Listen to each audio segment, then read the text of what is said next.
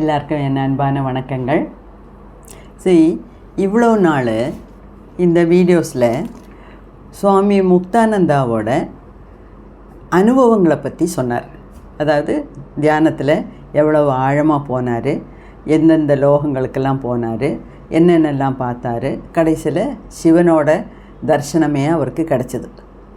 அதை பற்றி நல்ல விவரமாக சொல்லியிருந்தார், டீட்டெயிலாக சொல்லியிருக்காரு. அதை நம்ம டீட்டெயிலாக எல்லா வீடியோலையும் பார்த்துட்டு வந்தோம், ஸ்டெப் பை ஸ்டெப்பாக.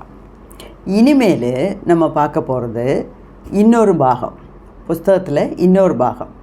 அது புக் 2ன்னு எழுதியிருக்காரு. அதுதான் டீச்சிங்ஸ் ஆஃப் த சித்தாஸ்.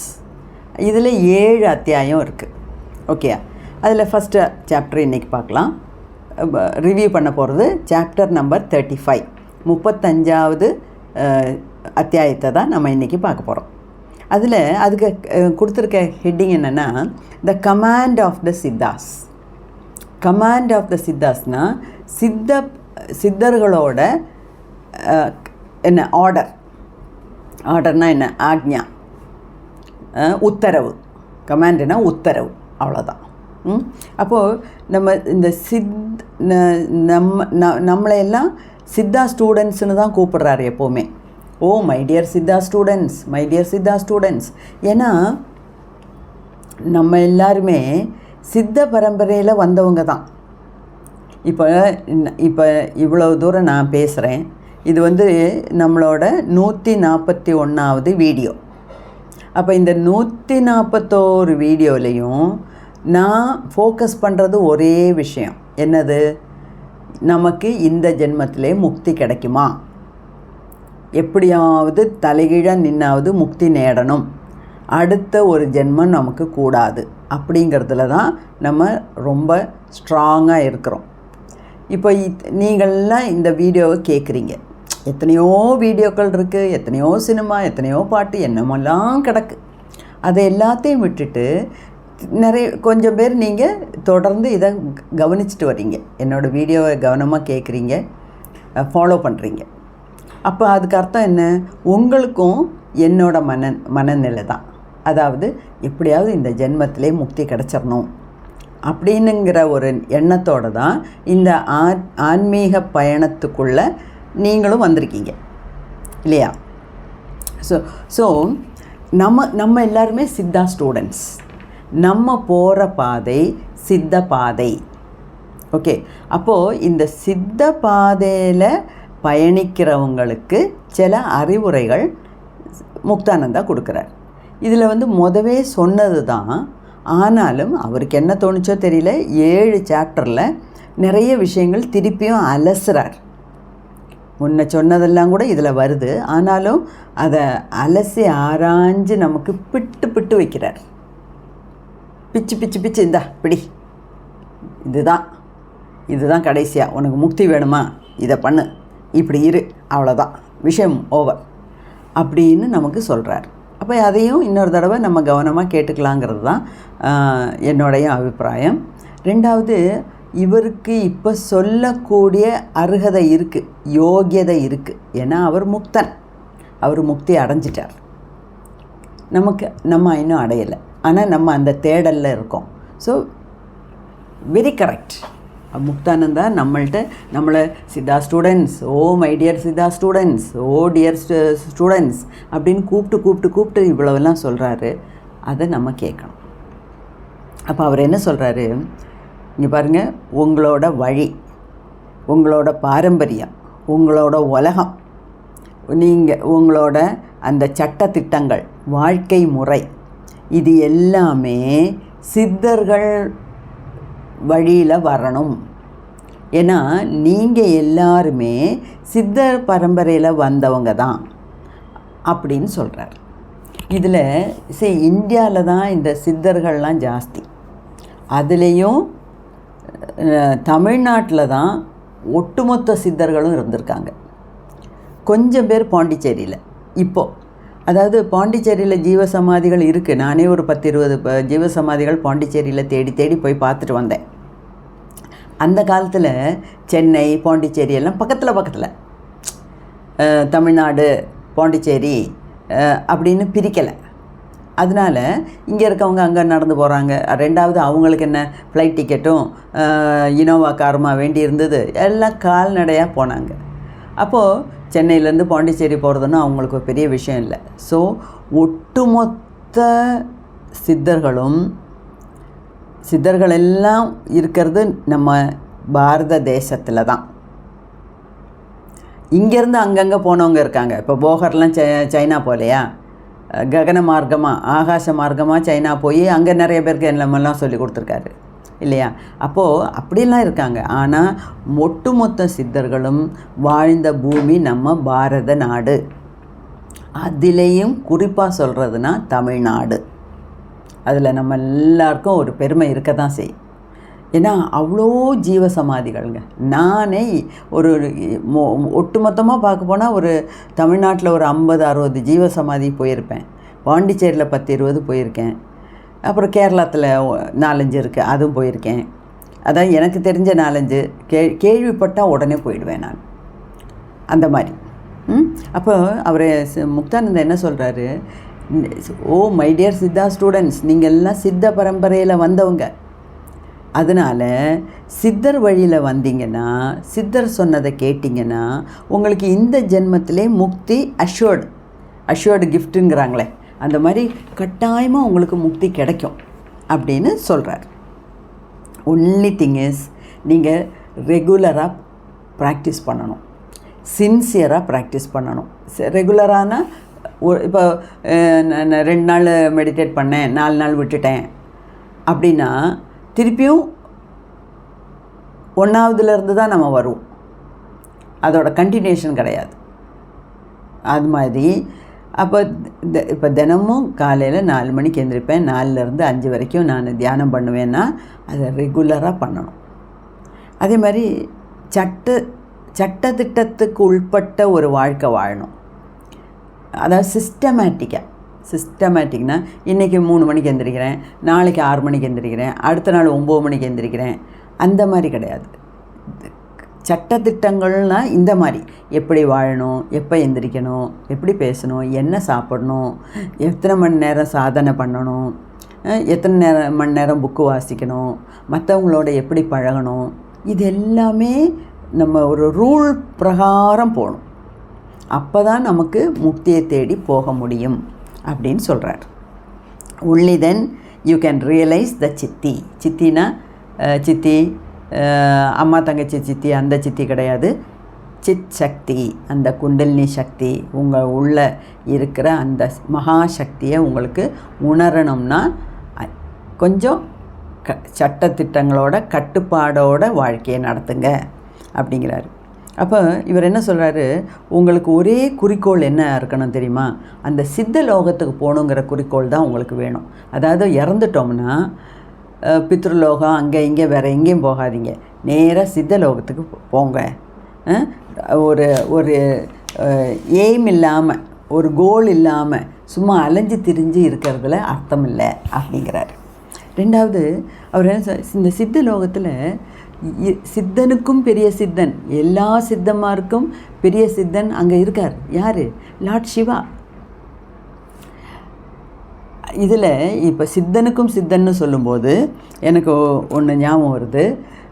நாங்கள் 2-3 எனக்கு 4-5 செலக்டட் ஃப்ரெண்ட்ஸ் தான் இருக்காங்க, யோகினிஸ், என்ன மாதிரி யோகா பண்ணுறவங்க, மெடிடேஷன் பண்ணுறவங்க, இந்த ஆன்மீக பாதையில் போகிறவங்க. இப்போ எனக்கு நிறைய பேர் உங்களை மாதிரி நிறைய பேர் கிடச்சிருக்காங்க. அது யூடியூப் வீடியோவில் மட்டும்தான். இப்போது எனக்கு எங்கேயாவதுலாம் போகணும், இந்த ஜீவசமாதிக்கெல்லாம் போகணுன்னா நாங்கள்லாம் பிளான் பண்ணி யாரோடைய ஒரு கார் எடுத்துகிட்டு டிரைவரை கூட்டிகிட்டு நாங்கள் பாட்டுக்கு போவோம். 2-3 நாள் அந்த இடத்துல போவோம், அங்கே எல்லாம் இருப்போம். நைட் ஆனால் ஹோட்டலில் ரூம் புக் பண்ணி இருப்போம். ரமண மகர்ஷி ஆசிரமத்துலலாம் 3 நாள் 4 நாள் அங்கே போய் தங்கணும். அப்போ என்னோடய சர்க்கிளில் இருக்க அந்த யோகினிஸில் யாராவதெல்லாம் வந்தாங்கன்னா எனக்கு ரொம்ப சந்தோஷம். அப்போது நாங்கள் 3 பேர் சேர்ந்து மதுரை மீனாட்சி டெம்பிள் போனோம், திருப்பரங்குன்றம் போனோம். அங்கே திருப்பரங்குன்றத்துலேருந்து மேலே ஒரு சித்தரோட சமாதி இருக்குது, அங்கே கொஞ்சம் மலையில் ஏறணும். திருப்பரங்குன்றம் மலை தெரியும் இல்லையா, அங்கே ஏறணும். அங்கே போனோம். நல்லா இருந்தது, ரொம்ப நல்லா இருந்தது. அப்போது இந்த மதுரை மீனாட்சி டெம்பிளில் மீனாட்சி அம்மன், சொக்கலிங்கநாதர் அதெல்லாம் பார்த்தாச்சு. திருப்பி இப்படி சுற்றி வரும்போது அந்த 108 சிவலிங்கம்லாம் வச்சுருந்தாங்கள்ல, அதை சுற்றி வரும்போது ஒரு இடத்துல ஒரு சிவனோட சிலை கொஞ்சம் தனியாக, இந்த சண்டிகேஸ்வரர் வைக்கிறாங்கள்ல அந்த மாதிரி தனியாக இருந்தார். அங்கே பார்த்தா சித்தனுக்கும் சித்தன், இது யாருடா சித்தனுக்கும் சித்தன், அப்படி தமிழில் எழுதியிருக்காங்க, சித்தனுக்கும் சித்தன். பார்த்தா அது சிவன், அங்கேயும் இருக்கிறது சிவன் தான். ஸோ எதுக்கு சொல்ல வரேன்னா, முக்தானந்தா சொல்கிறது கரெக்டு தான். நம்ம இறந்தோம்னா நம்ம நேராக போக வேண்டியது சித்தலோகம். ஏன்னா அங்கே தான் சித்தனுக்கெல்லாம் பெரிய சித்தனாகிய சிவபெருமான் அங்கே இருக்கார். அது மட்டும் இல்லை, சப்த ரிஷிகள் இருக்காங்க, கோடிக்கணக்கான சித்தர்கள் அங்கே இருக்காங்க சித்தலோகத்தில். இப்போ நான் அந்த சித்தலோகத்தில் எல்லாம் போகும்போது தான் இந்த ஷீரடி சாய்ராம் அங்கே உட்காந்து தவம் பண்ணுறத பார்த்துட்டு வந்து சொல்கிறவங்க நிறைய பேர் இருக்காங்க, சொன்னேன்ல அன்றைக்கி. அது மாதிரி இப்போது இவர் என்ன சொல்கிறாரு, சித்தலோகத்தில் உங்களோட மூதாதையர்கள் நிறைய பேர் அங்கே சித்தலோகத்தில் சித்தர்கள் இருக்காங்க. அதாவது லார்ட் சிவா, 7 சேஜஸ்னால் சப்த ரிஷிகள். அதுக்கப்புறம் நாரத முனி, வியாசமுனி, யக்ஞவல்யா, காகபூஷண்டர், சூத்தா, சேஷா, சுகதேவ், ஷௌனகா, சாண்டில்யா, பீஷ்மா, கிங் ஜனகராஜன், பிருத்து, அம்பராஷன், பரதன், பிரகலாத், துருவா, சனகா, ஹனுமான், அக்ரூரா, உதவா, விதுரா, சஞ்சயா, சுதமா, கஷ்யபா, சதபா, மனு, தசரதா, அந்த விபீஷணா, கௌசல்யா, இந்த மாதிரி பிலாங்கிங் டு அவர் டைம்ஸ், நம்ம டைமில் இருந்தவர். Our Saibaba of Shirdi Sairam, my beloved சிப்ரு அண்ணாவை பற்றி நிறைய சொல்லியிருக்காரு. சிப்ரு அண்ணாங்கிற மகான் தான் இவரை கரெக்டாக வழி காமிச்சார். அந்த கஷ்டப்படும் போதெல்லாம் இதுதான் இதுன்னு எல்லாம் சொல்லி கொடுத்தது சிப்ரு அண்ணா தான். அப்புறம் அந்த in Siddhaloka there are millions and millions of siddha yogis and yoginis. யோகினா ஆம்பளைங்க, பெண்ணா யோகினிம்பாங்க. ஸோ மில்லியன்ஸ் அண்ட் கோடிக்கணக்கான சித்தர்கள், யோகிஸும் யோகினிஸும் அங்கே இருக்காங்க சித்தலோகத்தில். அப்போது இப்போ நீங்கள் எல்லாமே இந்த சித்த பாரம்பரியத்தில் வந்தவங்க தான். ஓகேயா? அப்போது சித்தர்கள் சொல்கிறத நீங்கள் கவனித்து வாழ்ந்தாலே போகிறோம், உங்களுக்கு எல்லாம் முக்தி கிடைக்கும். முக்தி அஷ்யூர்ட் அப்படின்னு சொல்கிறார்.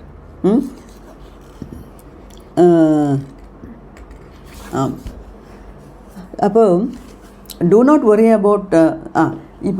இப்போ நீங்கள் வந்து ஒரு 4 வருஷமாக 5 வருஷமாக மெடிடேஷன் பண்ணுறீங்க, எனக்கு ஒன்றுமே ஆகலையே, முக்தானந்தாவுக்கு இவ்வளோ அனுபவங்கள் கிடச்சிருக்கு, எனக்கு ஒரு ரெட் ஆரா கூட பார்க்கலையே, அவருக்கு என்னமோலாம் பார்த்துருக்காரு அப்படின்னு நீங்கள் மனசு வேதனைப்படாதீங்க. ஏன்னா it takes only a second for a Siddha to open you. நீங்கள் பண்ணுறத பண்ணிகிட்டே வாங்க. நம்ம சித்தலோகத்தில் இருக்க கோடிக்கணக்கான சித்தர்களும் நீங்கள் என்ன பண்ணுறீங்கிறத வாட்ச் பண்ணிகிட்டே தான் இருக்காங்க. அதாவது உங்களோட தீவிரத்தை எவ்வளோ தூரம் இந்த ஆன்மீக பயணத்தில் தீவிரமாக இருக்கீங்கிறத அவங்க வாட்ச் பண்ணுறாங்க. நீங்கள் உண்மையிலேயே தீவிரமாக இருந்தீங்கன்னா ஒரு நொடி போகிறோம், ஒரு சித்தனுக்கு உங்களை மோட்சத்துக்கு இட்டு செல்ல முடியும். அதனால் உங்கள் டியூட்டியை நீங்கள் ரெகுலராக பண்ணிட்டு வாங்க அப்படின்னு சொல்கிறார். ஸோ அந்த மாதிரி பண்ணும்போது you will receive it at once. நீங்கள் சின்சியராக ஒர்க் பண்ணிங்கன்னா ஏது நிமிஷம் வேணாலும் ஒரு சித்தனால் உங்களை மோட்சத்துக்கு கொண்டு போக முடியும். A sadhaka becomes a siddha through the grace of a siddha. ஒரு சித்தனோட அனுகிரகத்தினால ஒரு சாதகன் சித்தனாக மாறுறான். அப்புறம் அந்த சித்தன் இன்னொரு 10 சிஷ்யமாரை ரெடி பண்ணுறான். அந்த 10 சிஷ்யமார் இன்னொரு 100 பேரை ரெடி பண்ணுறாங்க. அந்த மாதிரி வந்த பரம்பரையில் தான் நீங்களும் வந்திருக்கீங்க. அதனால் கவலையே படாதீங்க. வாழ்கிற வாழ்க்கையை நல்லபடியாக வாழுங்க. உங்களுக்கு முக்தி அஷ்யூர்ட், அதாவது இந்த ஜென்மத்திலே முக்தி கிடைக்கும் அப்படின்னு அடித்து சொல்கிறார். இப்போது இந்த கைலாஷ் சேனல் தொடங்கினதே அதோட ஒரே ஒரு ஏம் என்ன? முக்திக்கு உண்டான வழிகள் என்ன அப்படின்னு கண்டுபிடிக்கணும். அதுபடி வாழணும். இந்த ஜென்மத்திலே நமக்கு முக்தி கிடைக்கணும். இந்த பிறப்பு இறப்புங்கிற சுழற்சியிலேருந்து நம்மளை விடுவிக்கணும். அது ஒன்று தான். ஓகே, அதுக்குண்டான வழிகள் தான் நம்ம பார்த்துட்ருக்கோம். ஸோ நம்ம எல்லாருமே பயணிக்கிறது ஒரே பாதை தான். அது எந்த பாதை? சித்த பாதை. ஓகேயா? Pay special attention to this. That is, அதாவது நீங்கள்லாம் சித்த பரம்பரையில் வந்ததுனால உங்களுக்கு முக்தி கிடைக்கிறது ஒன்றும் பெரிய விஷயம் கிடையாது. இப்போது ஒரு மீன் குஞ்சுக்கு நீந்தத்தை சொல்லி கொடுக்கணுமா? ஒரு லயனோட குட்டிக்கு எப்படி வேட்டையாடணும்னு சொல்லி கொடுக்கணுமா? தேவையில்லை. அதே மாதிரி உங்களுக்குள்ளேயும் அந்த சக்தி இருக்குது. ஒன்லி திங் இஸ் நீங்கள் அதுக்கு வேண்டி உங்களாலான சாதனைகள் பண்ணணும் அப்படின்னு சொல்கிறார். அப்போது அவர் இதே தான் திருப்பி சொல்கிறாரு. அதாவது குரு சொல்கிற மாதிரி கேட்கணும். நீங்கள் உங்களோட குருவுக்கு மட்டும் இல்லை சிஷ்யே, சித்த பரம்பரையில் வந்த எல்லா சித்தர்களுக்கும் சிஷ்ய நீங்கள். அப்போ ஏதாவது ஒரு சித்தன் உங்களை நினச்சா கை தூக்கி விட முடியும், கடை தேற்ற முடியும் அப்படின்னு சொல்கிறார். அப்போது there is one thing that you must remember. The Shakti that is active and growing within you is the Guru himself. அதான் இந்த குண்டலினி சக்தி. அந்த சக்தி அதுதான் உங்களோட குரு தான் குண்டலினி சக்தி. ஏன்னா அதுதான் முக்தானந்தாவோட அனுபவமாக இருக்குது. அதனால் அவர் அப்படி சொல்கிறார். அது உண்மைதான். ஸோ அதாவது நீங்கள் யாரோட எல்லாம் பழகுறீங்க, எப்படி வாழ்க்கை நடத்துகிறீங்கிறத மட்டும் நீங்கள் கவனமாக இருங்க. அதாவது நீங்கள் யாரோடையெல்லாம் பழகுறீங்க, யாரோட கூட வாழ்கிறீங்க, உங்கள் குடும்பத்தில் இருக்கவங்கெல்லாம் எப்படி இருக்காங்க, நீங்கள் எப்படி இருக்கீங்கிறதெல்லாம் நீங்கள் ரொம்ப அதாவது கம்பெனின்னா ஏதோ ஒரு சீட்டு கம்பெனியில் போய் வேலை செய்கிறோம் அந்த மாதிரி இல்லை. உங்களை சுற்றி யார் இருக்கா, நீங்கள் எப்படி அவங்களோட இருக்கீங்க, எத்தனை % அட்டாச்மெண்ட்டோடு இருக்கீங்க, நீங்கள் வாழுங்க. இந்த வாழ்க்கை வாழறதுக்காக உண்டானது தான். ஆனால் அதில் எவ்வளோ தூரம் அட்டாச்சாக இருக்கீங்க, எவ்வளோ தூரம் டிட்டாச்சாக இருக்கீங்கிறத வச்சு தான் உங்களுக்கு முக்தி கிடைக்கும். அப்போது உங்களுக்குள்ளே இருக்க அந்த சக்தி உணரணுன்னா நீங்கள் நல்லபடியாக சாதனை பண்ணணும் அப்படின்னு சொல்கிறார். அப்போ அவர் என்ன சொல்கிறாரு? இந்த கைகேயி நல்லவளாக தான் இருந்தாள். தசரதனுக்கு ஒரு மனைவியாக ரொம்ப இஷ்டப்பட்ட ஒரு மனைவியாக இருந்தாள். ஆனால் அவள் இந்த மந்தாரையோட சூழ்ச்சியினால், இந்த மந்தாரை ஒரு சூழ்ச்சி பண்ணிட்டு போயிட்டாள். அப்போது அதை டிஃப்ரென்ஷியேட் பண்ண கைகேயிக்கு தெரியல. நம்ம செய்கிறது சரியா? அவள் தான் சொன்னான்னு நமக்கு புத்தி எங்கே போச்சு? அப்படி நம்ம கணவன்கிட்ட அப்படி சொல்லக்கூடாது, அப்படி பேசக்கூடாதுன்னு அவள் ஒரு நிமிஷம் நினைக்கல. அப்போ அந்த மந்தார பேச்சை கேட்டதுனால தான் இந்த கைகேயிக்கு இவ்வளவு கஷ்டங்கள் வந்தது. கைகேயிக்கு மட்டும் இல்லை, தசரதன் துடிச்சு போனார். ராமனை காட்டுக்கு அனுப்பும்போது துடிச்சு போனார். கைகேயியோட சொந்த பையன் பரதனையும் தாயை விட்டு விலகிட்டான். ராமன் அண்ணா எங்கே இருக்காரோ அங்கே தான் நானும் இருப்பேன் அப்படின்னு சொல்லி, எனக்கு ஒன்றும் ராஜ பதவி வேண்டாம், எனக்கு ராமன் திரும்பி வர வரைக்கும் அண்ணாவோட பாதுகைகளை தான் நான் சிம்மாசனத்தில் வச்சுருப்பேன், நான் சிம்மாசனத்தில் ஏற மாட்டேன் அப்படின்னு சொன்னேன். அவ்வளோ பிரியப்பட்ட அவ்வளோ நல்ல ஒரு பிலவட் சன் பரதனையும் இழக்க நேரிட்டுச்சு. யாருக்கு? கைகேயிக்கு. அந்த அயோத்தியாவில் இருக்க அத்தனை மக்களும் அழுதாங்க. அப்போ இவ்வளவெல்லாம் துன்பத்துக்கு காரணம் அந்த கைகேயி மந்தாரங்கிறவ சொன்ன பேச்சை கேட்டதுனால தான்.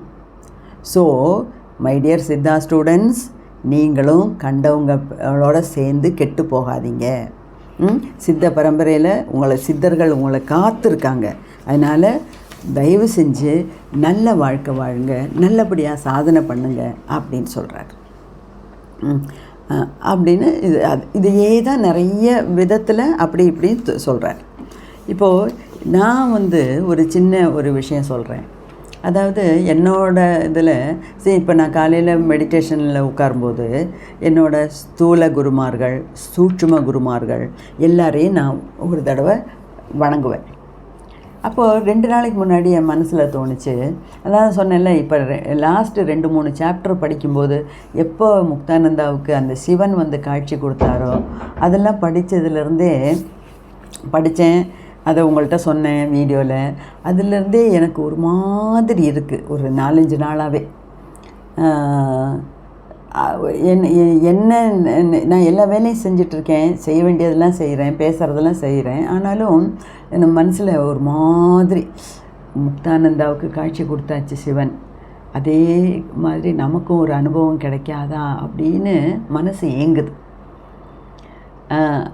அப்போது என் மனசில் 2 நாளைக்கு முன்னாடி தோணுச்சு, நீ ஸ்தூல குருமார்களை கும்பிடுற, சூட்சுமமாக இருக்க குருமார்களெல்லாம் கும்பிடுற, அதோட பகவான் நித்யானந்தாவையும் சுவாமி முக்தானந்தாவையும் அந்த லிஸ்ட்டில் சேர்த்துக்கோ அப்படின்னு எனக்கு உள் மனசு சொல்லிச்சு.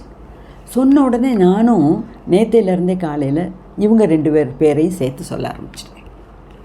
அதாவது ஸ்தூலமாக இருந்து என்ன வழி நடத்துகிற குருமார்களை பற்றியெல்லாம் தான் ஃபஸ்ட்டு நான் வீடியோ போட்டேன். சத்குரு, யோகேஷ் ராஜா, பிரதீப் விஜய், பிரம்மானந்தகிரி, போகர் வசீகரன், அப்புறமும் எனக்கு லிஸ்ட்டில் சேர்ந்துக்கிட்டே இருக்காங்க. ஏன்னா யாரை பற்றியெல்லாம் நான் கேள்விப்படுறேன்னா அவங்களெல்லாம் போகிறேன், பார்க்குறேன், அவங்கள்ட்ட பேசுகிறேன், அவங்கள்ட்ட ஏதாவது நல்லது இருந்தால் கற்றுக்கிறேன், டிஸ்கஸ் பண்ணுறேன்.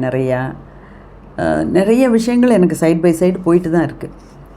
இப்போ போன வாரம் திருச்சூரில் பேரண்ட் ஆசிரமம்னு ஒரு இடத்துக்கு போனேன். சிவத்தியாகிங்கிற ஒரு யோகியை பார்த்தேன். மகாவதார் பாபாஜியை பற்றியெல்லாம் பேசிகிட்டு இருந்தோம். சும்மா பேசுகிறதுக்காக போனேன். சும்மா அவர்கிட்ட பேசி ஏதாவது நமக்கு தெரியாது இருந்தால் தெரிஞ்சுக்கலாமே அப்படிங்கிற. இப்போ நான் ஃபுல் அண்ட் ஃபுல் ஒரு தேடலில் தான் இருக்கேன். அதனால்தான் உங்களில் யாரோ 2-3 பேர் கேட்டாங்க, உங்களே நான் குருவாக நினச்சிக்கிட்டா அப்படின்னு. நான் சொன்னேன், என்ன இப்போல்லாம் குருவாக நினைக்காதீங்க, இன்னும் கொஞ்ச நாள் போட்டும். ஏன்னா இன்னும் எனக்கு தீவிரமாக நிறைய ப்ராக்டிஸ் சாதனைகள் பண்ண வேண்டி இருக்குது. நான் ஒன்றும் ஒரு குரு அளவுக்கு உயரலை. உங்களை விட ஜாஸ்தி கொஞ்சம் நேரம் நிறைய நேரம் நான் நிறைய புஸ்தகங்கள் படிச்சிருக்கலாம்.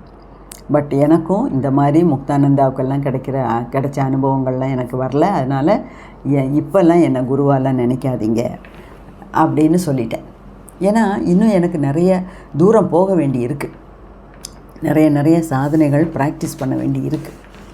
அப்போது அந்த மாதிரிலாம் அப்போது நேற்றுலேருந்தே நான் இவங்க 2 பேரையும் என்னோடய லிஸ்ட்டில் சேர்த்துட்டேன். அதாவது சூட்சுமமாக என்னை வழி நடத்துகிற குருமார்கள் ஆதிசங்கரர், அகஸ்திய மகரிஷி, போகர் பெருமான், ஷீரடி சாய்ராம், தன்வந்திரிய மூர்த்தி, இந்த மாதிரி சில குருமார்கள் அவங்க லிஸ்ட்டில் இவரையும் சேர்த்துட்டேன். அதாவது பகவான் நித்யானந்தா, அவரோட சிஷ்யனான சுவாமி முக்தானந்தா, இத்தனை பேரும் எனக்கு வழி காட்டணும். மகாவதார் பாபாஜி, எல்லார் பேரையும் சொல்லுவேன். ஏன்னா நமக்கு நிறைய ஸ்பிரிட் கைட்ஸ் இருக்காங்க, நிறைய பேர் நம்மளை வாட்ச் பண்ணிகிட்ருக்காங்க. நம்ம மட்டும் சின்சியராக இருந்தோம்னா இவர் சொல்கிறது 100% கரெக்டு. ஒரு சித்தன் நம்மளை நினச்சி ஒரு செகண்டில் நம்மளை முக்தனாக்க முடியும்.